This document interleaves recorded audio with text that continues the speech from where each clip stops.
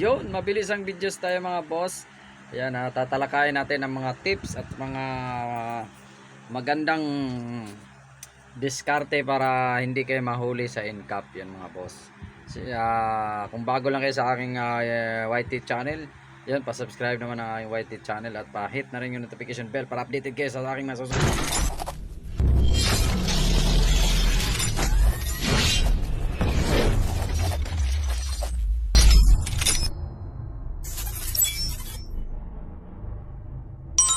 Sunod na vlogs at papalo na rin ang aking page. Yun mga boss, at mabilis ang videos tayo dito sa ating incap tips. Yan, sa incap, sa mga hindi nakakalam ng incap ay ang meaning nito ay no ang tawag ito, no contact apprehension policy. Yun, no? At pinatupad na nga yan nitong ngayon, Lunes. Yan, pinatupad na nga yan sa halos buong Metro Manila. Mayroon na sa mga, lalo sa mga major roads natin, sa C5, Commonwealth, EDSA, yun, halos dyan na siya. At sa mga iba pang mga major roads o so yung tinatawag lang mga national highway dito sa NCR. Yun, no? Isa sa mga tips natin na maibigay kasi medyo matagal-tagal na rin tayo sa daan. 2000 wala pang 2000 nasa daan na tayo, kumbaga familiar na tayo sa mga rules and regulation dito sa daan. At I'm sure kung ano man tayo, pinaka na best talaga magbibigay tayo ng mga tips para posible natin or maiwasan talaga natin ang panghuli na incaps. Kasi ito mga boss, at bawal tayo dito magkamali, like unless dun sa mga mayroong nakabantay na enforcer na pag nagkamali tayo, pwede tayong bumalik ulit sa tama. Dito kasi pag nagkamali ka, mali ka na, may violation ka na talaga. At pinakamababa yatang violation dito ayon sa ating mga nakalap na impormasyon ay 1,000. Yun, napakasakit sa bulsa. Paano kung sa isang biyahe mo nakatatlong violation ka? Di, sa isang araw may 3,000 ka. Kung magkano lang sahod mo, magkano lang kikitain mo?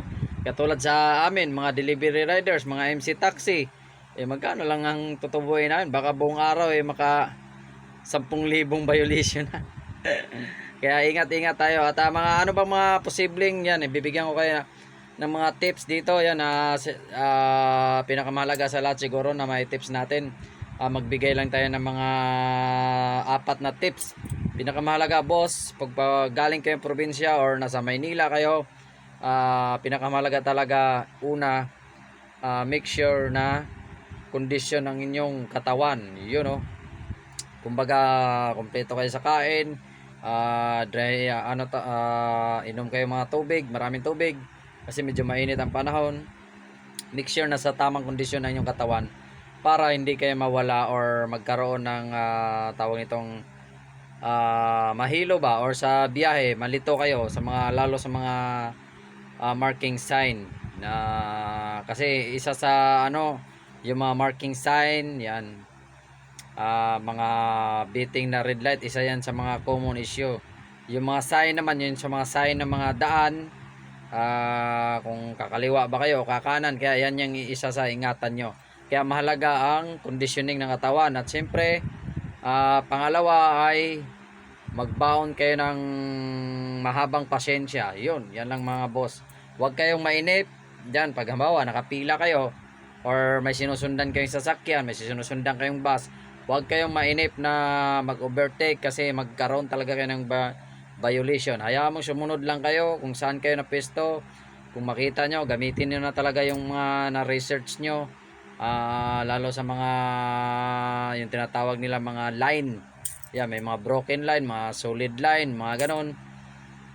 Yan, gamitin nyo na talaga yon, yung mga natutunan nyo dito sa ating mga vlog or sa ibang mga content creators na nagba-vlog about sa safety. At pangatlo mga boss, una, kondisyon ng katawan. Sunod, pangalawa ay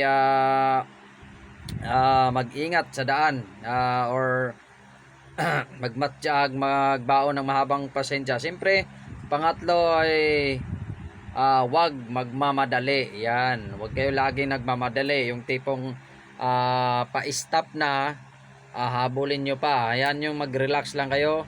Kasi the more na nagre-relax kayo, yung relax yung pagdadrive nyo, the more na maganda yung isip nyo, very ano siya, yung kumbaga malinaw yung tingin nyo sa daan, kumbaga makapag-isip kayo in advance kung ditong way na to ay may kakanan ba dito or kakanan ka dito, lalo sa mga delivery riders, mga MC taxers, kasi sinusunod lang yung cellphone. Yung iba hindi pa familiar, lalo sa mga hindi pa familiar sa Maynila. Maraming mga ano dyan, minsan malabo yung mga line yan, kaya yan mahalaga dyan talaga ay wag magmamadali yan, kasi pagka kumana na kayo, hindi na kayo pwedeng magbalik-balik na ng magpalit ng pisto. Yan 1,000 kayo kagad pag nadali kayo ng incap. Kaya yan lang mga boss, marami yan, halos marami tayong mga pag-uusapan na tips, pero sa susunod na lang yung iba. At ingat na lang tayo sa biyahe, lalo sa mga tropang lala move dyan, at sa mga lahat ng MC Taxi, Angkas, Joyride, Move It, yan, ingat kayo lahat yan. Yan, lang, mabilis ang video agad sa Starworks. Save money, save time, peace! Chian Vlogs, Elabon, thank you! At gusto ko lang magpasalamat din sa mga sumuporta sa ating YT channel. 1.9 K subscriber na tayo. Thank you! At peace out!